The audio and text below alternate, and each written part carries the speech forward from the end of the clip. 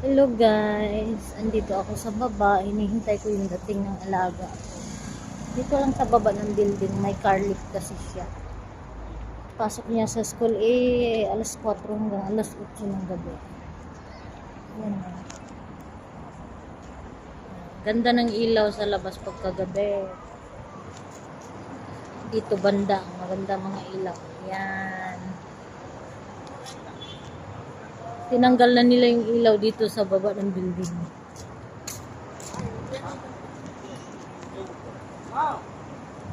Ako nagsundo sa kanya kasi sakit yung paa ng daddy niya. Kung hindi masakit pa ng daddy niya, only daddy.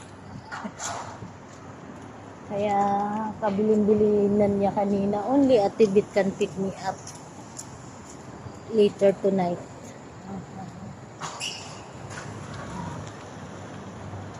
Ganda yung ilaw. Ito yung ilaw. Ganda ng ilaw. Kaso lang pag nakaselfie, hindi masyadong kita yung mga ilaw.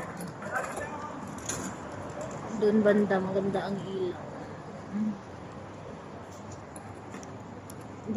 Dito sa kabilang side. Dito kasi walang gaanong building sa malapit kaya yung ilaw.